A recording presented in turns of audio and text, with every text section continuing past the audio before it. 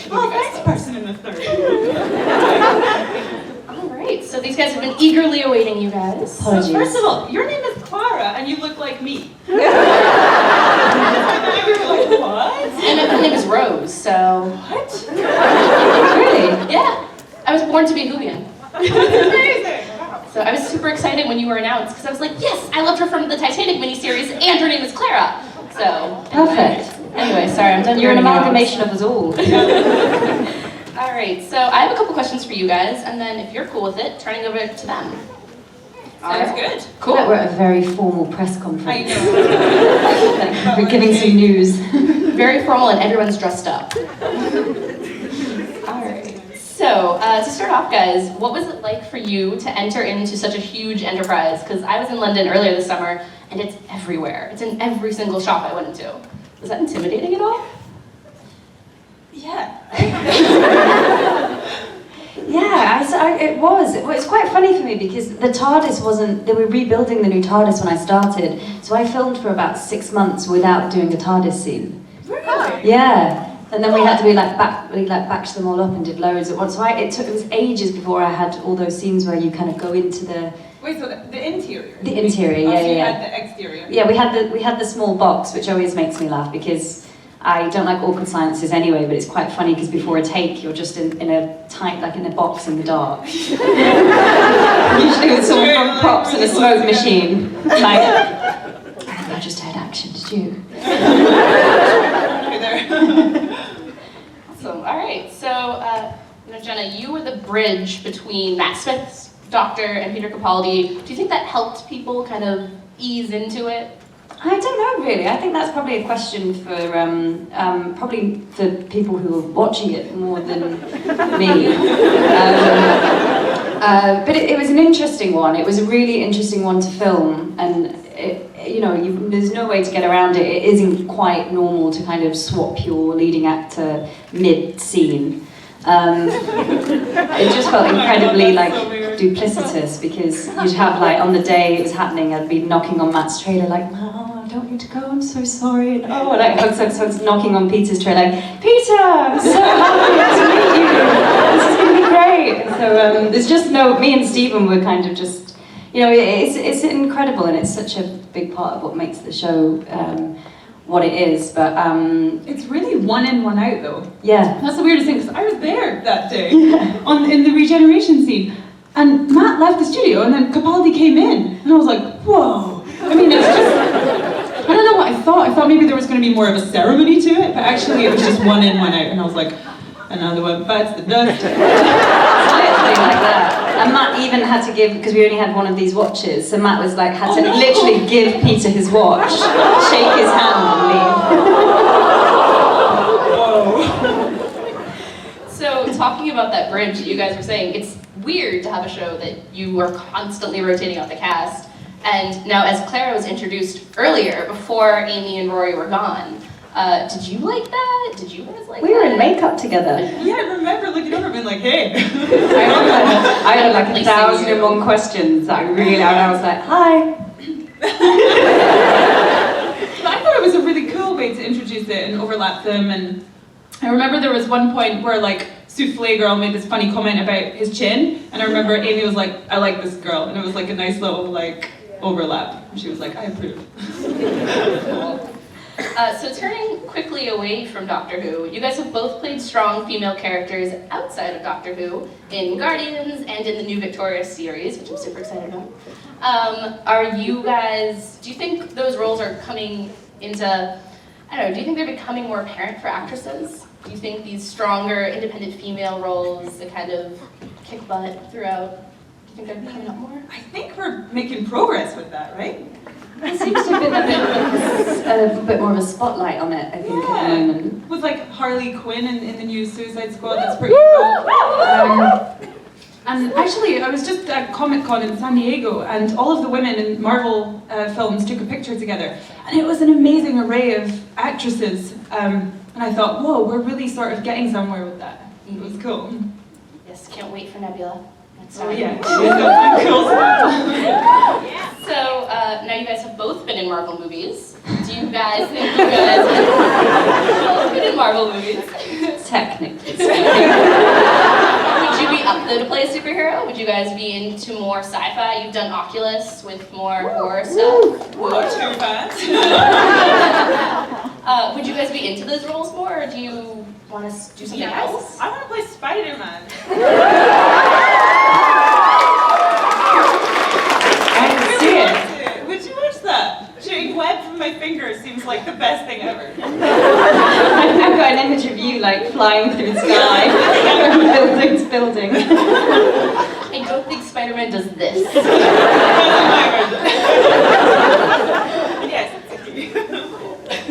It could be a girl. You got Spider-Gwen. I want to play as a man. All right. So a couple more. What was the hardest thing to film while you guys were on set for Doctor Who? Either emotionally, physically? One time I got suspended upside down for 2 minutes straight and burst all the blood vessels into my face. Stephen did that to me too.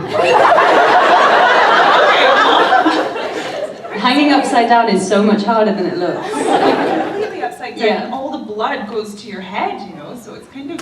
Michelle crazy. Gomez has a fear of upside down people now, like legitimately a fear of acting with people who are upside down because the blood just fills your head and you feel too much pressure to say your lines. So you just got a whole fear. Pressure. Oh Yeah. my god. Whoa. Yeah, that was kind of hard. But that was just physical. Emotionally, probably my end departure scene in the graveyard. I can't even talk about it. It was horrible and harrowing. That's all. Flatline. The episode of Flatline was really tricky because we were shooting it like a double bank, so it meant Peter was filming like another episode. So Stephen has always these genius ideas of, I know, we'll just miniaturize and get him trapped inside a TARDIS, miniaturize the TARDIS, and then Clara can carry it around and talk to it. For me, what it meant was I had an earpiece in, so I had no other. In terms of green screen and using your imagination, it was a kind of a CGI monster to imagine. Talking to someone who wasn't there and talking to a plastic miniature TARDIS whilst running around for the whole episode. So there was like no kind of real interaction with anyone or anything for like the episode. So that was probably the most logistically tricky. I don't know how you guys do it talking to nothing for the creatures, like being scared of a tennis ball. You've done it where you have to talk to yourself, haven't you? You know when they've created two Amy's. Oh, and yeah. That's Yeah. interesting. Yeah, that's a weird sensation. I mean, they have a stand-in and she sort of says the lines, but then you have to redo everything and imagine the way you would do it to react to the way you think he would react to the way you're doing it. Yeah, it's weird. So going on to favorites now, what was a favorite film location that you guys had? Because you filmed all over Cardiff and Wales and beyond. I loved being in the TARDIS because it's warm. It's so cold in Wales, right? January in Wales. Oh my god, and we filmed in like castles and things, which are just big fridges. I actually shot in a fridge. It was the scene in, oh my god, the Mr. Sandman, won't you do? And we get stuck into and then we get stuck into an actual freezer, so oh my god. they took us to a freezer where they store Christmas turkeys. And they were like, it's fine, you can only spend up to a minute in there though, because it's too cold. Just run into it and then run out. Yeah, because they wanted the real breath, you know, I'm like, this is so unnecessary. That's insane. One time it was so cold that we actually had that breath outside, but it was supposed to be summer, so we had to suck on ice cubes and then spit them out right before a line, because that gets rid of the breath. Yeah. I was like, oh my goodness. In Lanzarote we shot for the moon, and that was like 30 degrees, but we had spacesuits on with helmets. So for health and safety we had to wear cooling suits, but the only way the cooling suits would work was in between takes you had to go get plugged in to like a generator, so we all stood being plugged in like an electric car between takes. That's absurd. That is certainly interesting. So That's amazing. I guess one more. Amy, you had some surprise cameos going on, kind of as memories. You showed up every now and then. Yeah, that's what I do. Yes. Do you think we can expect the same thing for Clara? Oh, what do you mean? Like showing up? Because after The Raven, you were no more. Do you think we can see you again in the future? Well, I feel like we've kind of done, we've done the kind of the, oh, Clara's dead. No, she's not. We've done that quite a lot. So I like to imagine, I keep getting asked about if we're going to see Clara and a shielder in the TARDIS, but I like to imagine they're kind of broken down somewhere, still looking through the manual, trying to like work it out. Can't quite fly off just yet. Yeah. Might not make the most interesting spin-off though. I mean, I'd watch it. I think it'd be interesting.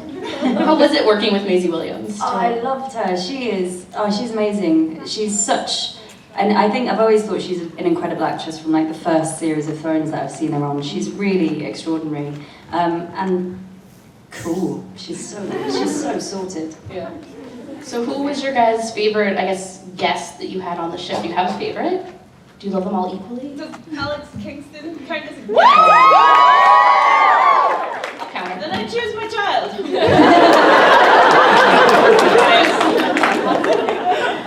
I loved having Alex around, and Michelle Gomez as well was very fun to work with.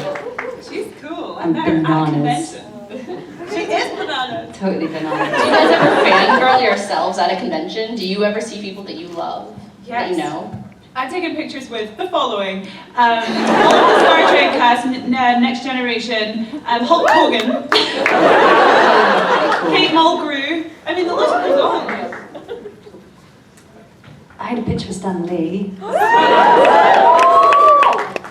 Cool, I like it. So guys, don't trample the microphone, but let's turn it over to you guys, because you guys have been so patient. So, remember, try and keep it one question, because I want to get through as many of you as possible. Alright, I'll give the masses a second. And go for it. Okay, mine's not really a question, but Karen, you said this morning that you really liked the Union Jack lips. Lips, yeah. She's Well- got Union Jack lips. I ran back to my room and I got the second pack. Would you? For you? me? Yeah. Thank you so much. I'm going to put them on at some point. Not during this panel. But I can take them. Thank you.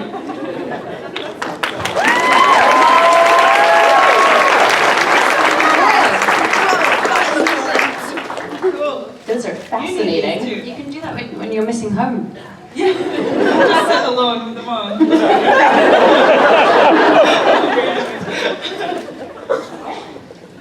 Hi. My question's for Jenna. I really love Clara's character arc, and I really love the way that your story ended. And I was wondering if, when you got the script for Face the Raven, if you knew ahead of time what was going to happen. Nope. And that she was going to be back. No, Stephen, it seems to be 11 and 12. You kind of know a general arc through the series. This is what I found working with him, but then how that's going to culminate, you kind of never really know. You know there's going to be lots of twists and turns. So when I read Face the Raven, I had to phone Stephen up to say, look, I know I'm coming back, so what happens? Like, how should I play this? Is this really the end? Do we play this as a real goodbye, or are we going to have another goodbye in 12? You know, just to. And he was like, no, this is for real. This is the goodbye. Play this for real. And he was like, it'll all become clear. So that was absolutely a conversation that I had to, and Peter as well, in terms of how to pitch it, because of where it was going to go, because we didn't have any idea. So it's always as you're turning the page, and the same with In the Name of the Doctor. You're like turning the page to kind of discover, which is great. I love it. Thank you. My question is for both of you. Who is your favorite Doctor and why? I mean, I know who to choose, but who do you choose? Matt, I choose, because he's an amazing actor, and he's my doctor.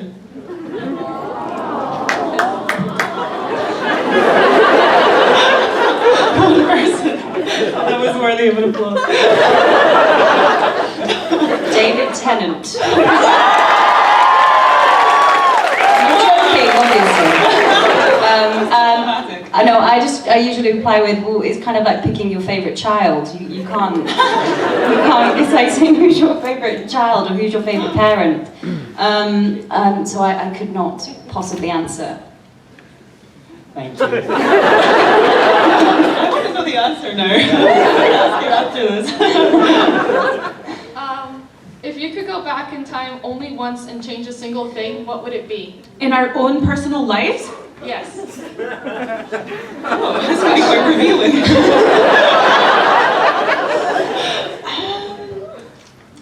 I don't know, because you learn so much from the mistakes that you make, and you don't make them again because you learn that they're bad. So therefore, like, maybe it's good to make them, you know? Alright. Sure. Good answer, good answer. Inspirational quotes from Karen. I'm going to start selling those. I'd probably use it just to go meet people, I think. Or like work out how the pyramids got there, or like go see Frank Sinatra in concert, or use time travel in that way. And carry on making all the mistakes I'm making. Yeah, it's because you have to. I mean, but would we change anything? No, I mean, maybe I dyed my hair pink once, which was a huge mistake that I didn't need to make, so maybe that. Yeah. You dyed your hair? Well, I dyed like 2 bits at the front and then the bottom inch of it. Like I bleached it and then dyed it like fuchsia pink. I've been too With the scared to ginger. dye I mine. dyed mine ginger once by accident. Oh, of course it was by It was accident. gold. It was gold in the packet, and it was for New Year. And I thought it was. I didn't know it was permanent. I thought it was a wash in, wash out. My mum's here. She can tell you the story. And the gold turned my hair actually like ginger, but like a gold, like golden, ginger. like shimmery. Yeah. Wow. How long were you ginger? And then my mum made me dye it because it looked very terrible and it went black. It was a whole. Because you're tanned. You Yeah. can't be a ginger and tanned. That doesn't work. It doesn't. Like, I don't think we could be blonde. Like, bleach blonde. No, don't think I we look could do it. really ill. Alright, great question. Okay, so this is a question for both of you. What, out of your entire time shooting Doctor Who, what was your funniest moment? There's so much pressure with these If you questions. can say Be it. funny. Have I told you the power station story with Peter? No. Have you heard that? This was quite, I'm sorry if I'm repeating myself here, but it was a very funny day with Peter. Because he makes me laugh a lot, because when he gets kind of like a little bit bored or something for a minute, he always goes for like a walk, like a wander. And he decided to do this once at 3 a.m. in a power station on a night shoot. Because he was hungry and he wanted a pasty. Yeah, or whatever like the pastry snacks are that you have. But we had like 10 minutes to shoot this, get this shot in. So everyone suddenly was like, "Where's Peter? Peter's gone missing. He's gone missing," and we kind of got frantic. Anyway, he comes back and he's soaking wet, like head to toe soaking wet, like eating a pasty. Suddenly, to make up freak out, they're getting all the hair dryers and like drying him off. And I look at him and I was like, "What happened?" He said he went for a walk and he found a red button. He pressed it. And it was an emergency shower. I think it's such a doctor thing to do. I thought there would be a sign, you know, do not push this button. Exactly, that's probably why he did it. Great question. Hello. Hello. Hey. I saw Arthur in Once, the play he did on Broadway. Oh, I saw that too. Did you see that? Yeah, so yeah, good. it was brilliant. Yeah. And Karen, I know you're quite musical. Oh, I don't know about that. Do either of you have any desire or intention to do maybe like a play on like Broadway or like a musical? My Fair Lady. I mean, sure. I would love to do a play actually on Broadway. Maybe not a musical though. I don't think the world needs that. But I'll speak in it. I'd love to, yeah. Jenna? Yeah, same. Arthur was amazing in that play. I didn't know he could sing before Oh then. yeah, he's really musical. He's Yeah. one of those people, I don't know if you know, that if you can ask him to play any song and he can just do it. It's like this weird natural talent he has, like on the piano and guitar. It's like freaky. Facts. So obviously you guys had to follow script, but during your time, is there anything that you wish your characters had done or maybe done differently? and the hard-hitting questions here? Again, it's just places visited, I think. The show's got so much scope for... I liked the, when you went back in history and things like that. So maybe just visited more people, but I think that's just me being greedy. Maybe she just didn't die. Maybe that's what I wish happened. That'd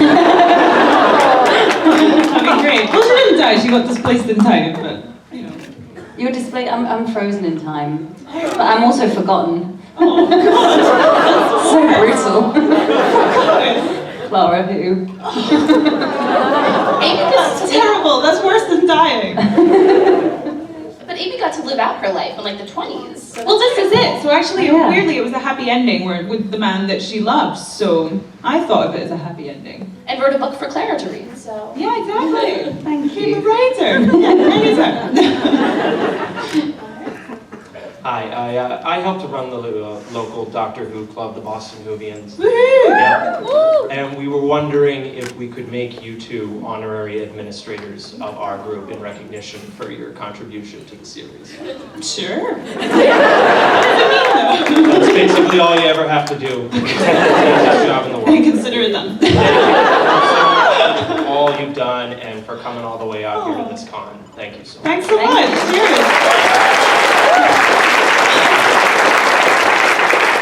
Actress and administrator. Yeah, I love that. Put that on resume. You sound serious. My question's for Gemma. It's, how was it doing the Day of the Doctor? Oh, amazing. Really, really cool. For loads of reasons. One, we were shooting in 3D. So apart from for the poor camera operator, Joe, that was incredibly hard because they're so big and heavy. But that was incredible to shoot in that way and with that dynamic and kind of visually how it works. But also it just felt like a big party because we had obviously David and John and Billy and me and Matt and it was my birthday, so there was cake. It was David's birthday, so there was more cake. And it was also Doctor Who's birthday, so it was, the whole thing was just a great celebration. And having 3 doctors to work with was pretty amazing. Oh, and I have something for you. What is it? Is it a mini Sonic? Yeah, it doesn't have batteries. Oh, You're smaller. thank you. It's my own size appropriate. Sonic. There's one scene in Day of the Doctor and John had the smallest Sonic. And they all had to lift them up and John was like... I know how he feels. Thank you. I'm keeping it. Hi. So, if the Doctor invited you into the TARDIS, where would you go and why? As far into the future as possible, because I want to see how humans have developed and what we're like and what we look like, because we might look different. That's true. We look different in the past, don't we? Yeah. And I feel like we're going to live in virtual reality and be connected to computers and stuff, and so we're just going to have massive heads. Because all we really need is our brain, and we don't use our bodies, so they become small and shriveled up and frail. So it's like big heads. Yeah, and then we live in virtual reality. It's really sad. So yeah, I'd go and see that. You've really thought about that. No, I think about it a lot. Maybe I'd go as far back then, and then we could compare and contrast. Yeah, meet back up in the middle. Yeah. And talk about it. Okay. Thank you. Thanks. Hi. Hello. So my question is for Karen. Yes. The Doctor is Amy's imaginary friend. Mm-hmm. What if Amy is the Doctor's imaginary friend? Like it was the opposite. Well, if she was, I think Amy would make a pretty cool imaginary friend. She's mine. Yeah, I'm into that idea. You should pitch that to Stephen Moffat. Maybe she'll come back. Oh no, he's not. Oh. I'm a bit out of date, aren't I? Whoever Christian role. Okay, thank you. Thanks. Hi, so when you see your face like on promo pictures and like when you see yourself in cosplay, do you ever think like, oh, that's Era or Clara or Amy, or do you think, oh, that's me? Oh, I think Clara, usually, especially in when it's like Doctor Who posters and, actually I don't know, I never really thought about it. Yeah, I think of it as the character. And when I see people connecting with the character, I feel like it's with the character. And that's cool, because it's like a work. I don't know. Yeah. Although when you see yourself like as a doll and stuff, you're kind of like, cool. Well, thank you. Thanks. Do you guys have any of those? Like, do you have little Lego you? So I've like not owned any dolls that I am. Recently I started collecting them because I sort of want them now that I'm a bit older. Now that I'm a bit 2'8". So I have 3 so far. Yeah. I've not seen, my niece has got them, but so if I go home, she's got a game where if she pulls the arms and the legs, then I have to do the same position. And it's like she's operating me on the doll, and it like, she laughs for hours and hours. It's her favourite game. Hi, my question's for Karen. Yes. First off, I love your sweater. It's really cute. Thanks, but what do you think these are? Because I think they're UFOs, but someone else thinks they're Pac-Man things. Oh no. Whoa. Okay, they're UFOs. So I was wondering, what is it like to play a character like Amy, who's a very, really fun heroine, and then going into playing Nebula, who's a really serious villain? I mean, they're both so much fun. It's nice playing Amy because she was so much, I really liked her. I sort of wanted to be her as a person, but like Nebula, it's fun to explore someone's dark side. I mean, to sort of, and basically I was her lawyer. I was sort of there to just explain to everyone why she's justified in doing the bad things that she's been doing. And she's very justified. You're going to find out in the next film. Thank you. Yeah, ooh. Hi. So I was wondering what it was like when you first found out that you were going to be on Doctor Who. I don't think I've ever heard your story. Of finding out? I was in my bedroom and I just got a phone call from my agent. That's boring. But it was on the same day as the audition, so that was pretty cool. So I'd like done the audition. I was like, oh, thank God that's over, because I was so nervous. And then a few hours later, I just got a phone call and I thought it wasn't real. Like I couldn't believe it was real. I was like, and then I started like thanking the heavens. I've never done that before. I was like, thank you. And that was it. It was like the best moment ever. I'm probably repeating myself here. I was in a supermarket and I was holding an avocado. And then they phoned me up and I just remember being like, no, really, no. So then I couldn't carry on shopping, I had to put it down and I went for a walk. But I'd had it so drilled into me, it's like top secret, no one can know, it's so I phoned at my mum and I was like, I was like checking my shoulder. I was so paranoid. It took ages to sink in, really. Thank you. Hi. Hello. I have a question for both of you. What was your favorite episode to film and why? I love the 11th hour because I thought it was magical. It was Stephen Moffat's first episode, so I think he had that in him since childhood, and he wanted to get it out for a long time as the showrunner. And also my little cousin was in it, playing the younger Amy, so that was amazing because she really sort of made everyone like my character, and then I just got to swoop in. I was like, thanks, cousin. She was brilliant. Mine's like the snowman again, which is, it must be something about meeting the Doctor for the first time. I think so, yeah, it makes it special. Yeah, there's something fairy tale about it and magical, and I think just playing that kind of, that connection for the first time. And also Strax was there, and we're in Victorian London. Snow. I love that episode.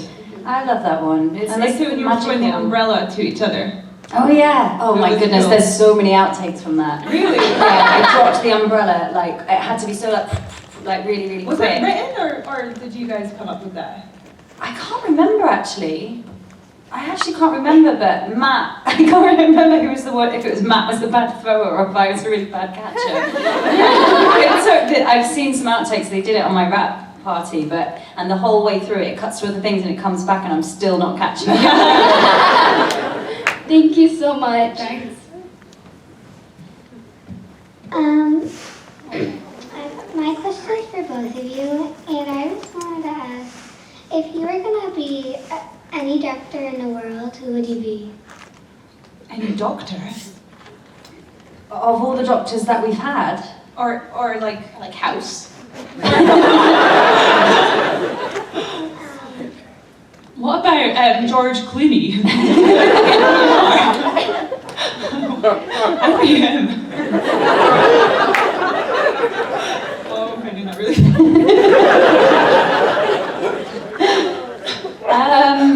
is that, do you mean of Doctor Who doctors? Yes. Yeah. Oh.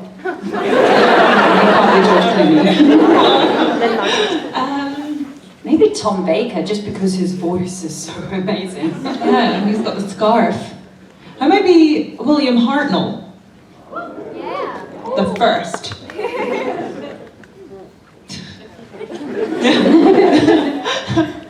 Cool, thank you. Thank you. Hi, I love you. If you had the opportunity to play any other Doctor Who character, who would you be and why? Oh, Missy is fun. I mean, because you can really, you've got no responsibility for your actions in a way, and you can say anything and do anything. I think the freedom perhaps of playing Missy would be fun.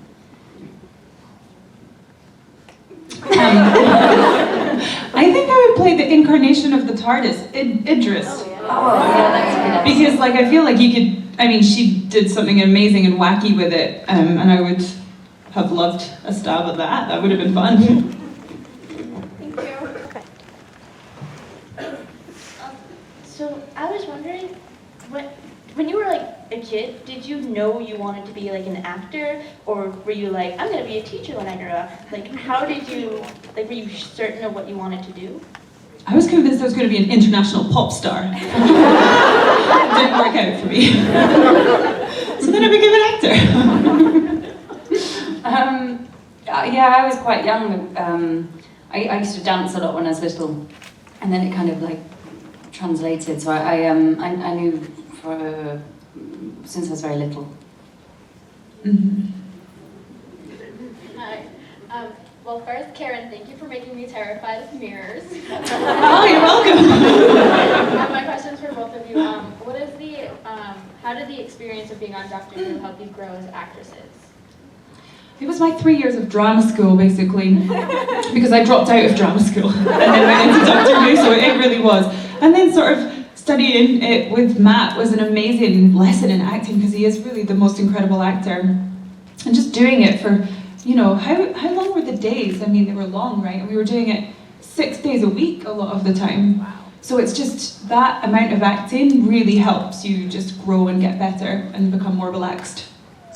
It's same for me. I think it's huge, and the kind of the turnover that you have, and in a way, because you're on camera so much, it just becomes your playground, really. Yeah. And working with people like Matt and Peter, who really taught me like take to kind of just throw ideas at it and not and just see what happens in a way, and kind of throw it all over to the edit, and that kind of that level of prep and that spontaneity that they both have is really impressive. So I think just having that dynamic and working with someone for that long, and playing the different genres that you can play episode to episode is a massive learning curve. And learning to react to like a planet that isn't there, and like a monster who's like a green dot on a wall and things like that. It's the scale of it is epic. Did Peter like, because I know that Matt always like changed it up from take to take. Did Peter do the same? Yeah. Really? Yeah, it's really interesting because I'd like to see them together. Yeah. Because they're quite similar, yet their doctors are very different. Yeah. The way they work's quite Oh, similar. that's interesting, yeah. Great question. Thanks. Hello. I was wondering if you could describe Matt Smith in one word, what would it be?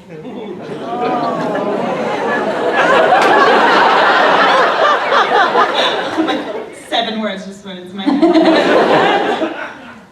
I'm thinking along the lines of like tornado. Oh, you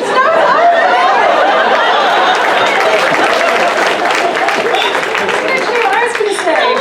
Because when I first met him, my experience of that audition was like it was been like a tornado. Yeah. Yeah. Tornado. That's what it feels like. Thank you. So this question is from my friend who can't be here. I was wondering, was there any ever moment, like during the show, where you felt like you were really a companion and not just like an actress playing a part? I always felt like a companion. Me too. Yeah.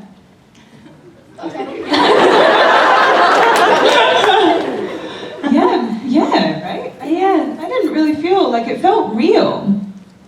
Felt like you were, I think being, again, the relationship between the two of you, and you spend so much time together, like it kind of, you become, it becomes, well, it's your everyday reality, really, in a way. Yeah, like you're on camera more than you're not on camera. So you're the character more than yourself in a day, you know?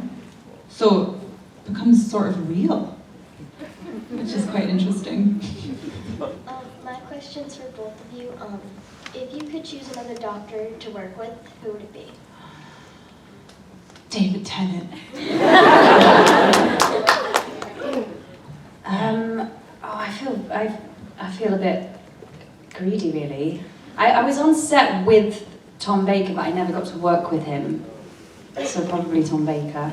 And I watched him and Matt work together, and that was magic. They were improvising a lot, actually. Were they? Yeah. Cool. Hi. Cool, fast. I'm up here, I'm really nervous. Don't be nervous. My question was, what were some of your favorite characters to work with, like along the lines of like outside the Doctor, other characters that you really had fun working with? Rory was great. The old ball and chain. I loved working with him.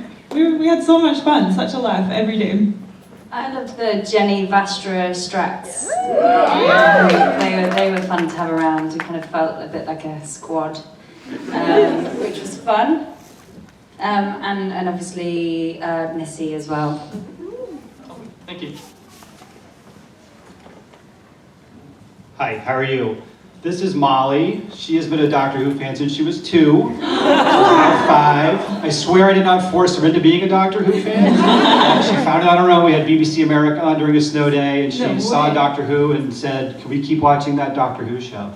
And she wanted to ask that. And the 50, if I could have a TARDIS and could go back in time and go to my 15-year-old self who used to sit by himself and watch Tom Baker Doctor Who's and say, "It gets better. You'll have a daughter that likes Doctor Who just like that." So she wanted to ask a quick question. What's your question? Take your time. Why is Matt Smith crazy?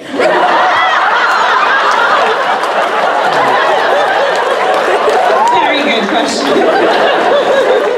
Why is Matt Smith crazy? I don't know, but he is. You're not wrong there. I don't know. Maybe he has to be in order to play the Doctor. Yeah, maybe it is playing Doctor Who. Yeah. Or maybe it's scared of because... tennis balls all day. That's enough to drive someone crazy. Wimbledon. Thank you. Maybe it. Do we have one more? They can't keep me away from microphones. I was your opening act. You didn't Oh, really? You weren't there. I killed time with like one of those chairs. Oh, because we were really late. We heard. Sorry about that. It was the photo op. It worked out great though, he was fabulous. They're bad and you should feel bad. I'm actually one of the artists on the Doctor Who comic from Titan, so I've drawn you. Cool. I haven't actually officially drawn you. Ooh. Not officially. Not officially. I won't capacity have you draw me. It's in my hope chest. It's right next to my mirror with all the photos. Great. And the candle. But I guess I just have to ask. This is for Karen. Okay. Filming the regeneration scene for Matt. Mm-hmm. You were both bald and wearing wigs at the time. You're right. Did you trade off at any point just for funsies? I was the only one with hair and makeup. I wish that we swapped wigs There so should have much. been one take. One take. Just one the problem is it's a bit more complicated. They have to glue wigs to your head. Oh. But what's creepy is my wig was made of my real hair. So that was kind of weird. Yeah, because when they took my hair away on Guardians of the Galaxy, they were like, we'll make it into a wig for you. And then it was made by the Star Wars people. So it was in the warehouse with like all the Star Wars monsters. Is that where it is now? I mean, is it like on top of Chewbacca somewhere? Or? Unfortunately, I wish it was. Instead, it's in my bedroom on a mannequin head. Oh, thank goodness. So I had to figure out what to do with it. Like, do I sell it? Do I donate it? But then, this is a true story. John Travolta was like, he saw the wig and was like, do not give that away. You're going to need that when you're 80. And I was like, okay, John. So now I'm like, I don't know what to do with this wig. So, Keep it for when you're in the future and your head's really big and your body gets really small. You can just plop it on top of your head. Yeah, I'm like happy it. in my virtual world. Great, thank you.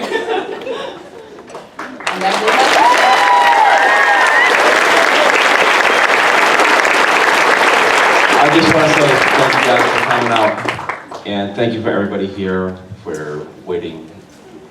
Thank you. Yes, let's give it